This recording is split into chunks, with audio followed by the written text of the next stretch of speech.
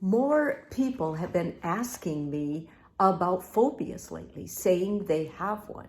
And when I ask them about the diagnosis and who diagnosed them, they'll say, well, I didn't really get diagnosed, but I just know I have one. Phobias can look a lot like fear, and fear can look a lot like phobias, but they're not the same thing.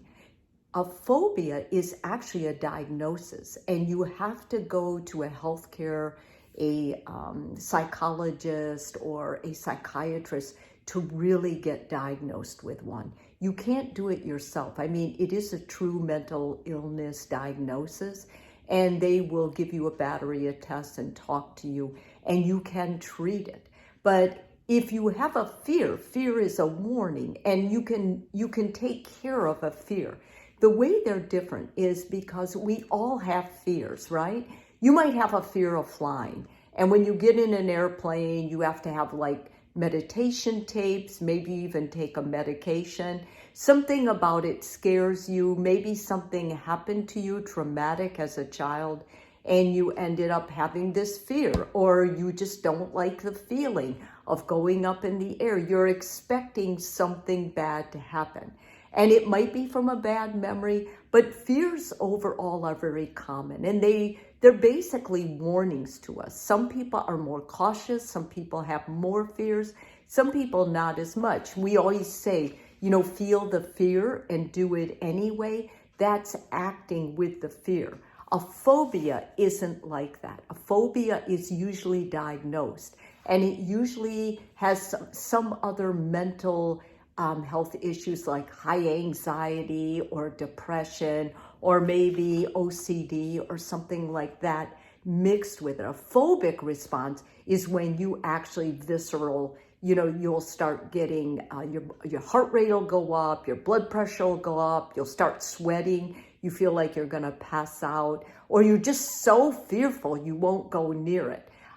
Every once in a while, I will have an intense fear of being in an elevator. Nothing happened to me in an elevator. I just have an intense fear. And that could be a mild phobia beginning. But the thing with phobias that I know is so important as a mental health professional is that the more you honor the phobia, or really fear too, but a phobia, especially since you're getting a visceral attack, and it can go into a full-blown panic attack, is you have to make small increments toward it. You need to feel safe. If you have a phobia, you need to figure out what it is that's going to make you feel safe.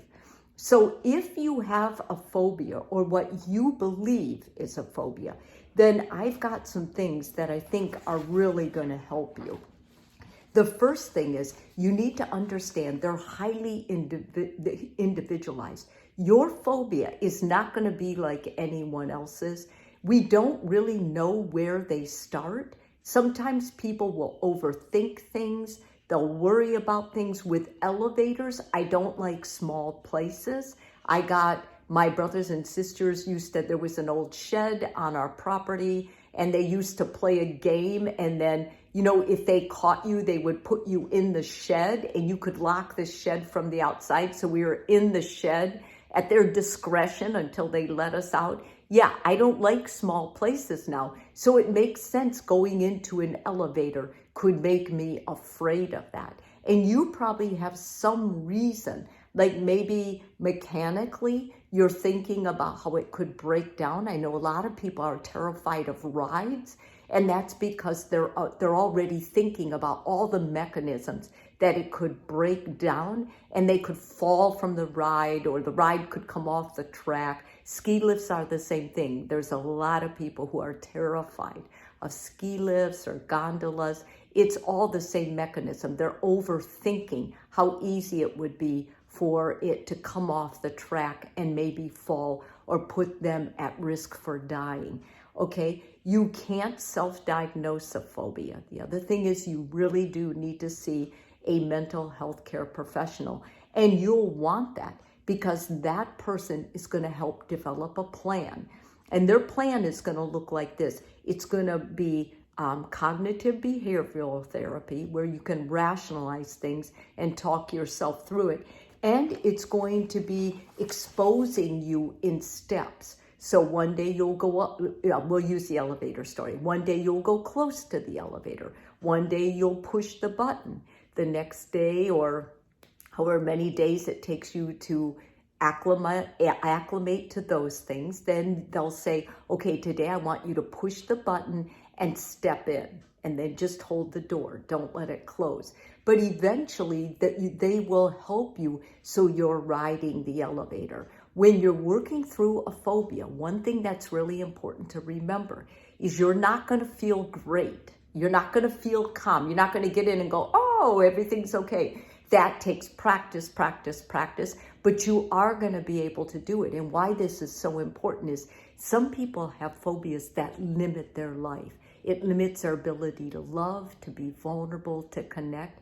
Don't ever allow a fear or a phobia to become that for you, because the more you give in to the phobia, the bigger it will become. And the more it will generalize and take over areas of your life. No matter where you are in that stage, though, it will help to see a therapist. They can help you unlock that, get to the bottom of it, so that you can practice the things that are going to help reduce that phobia and actually make it easier and easier, so you don't even think about it anymore. But that takes a long time, so don't be impatient with yourself.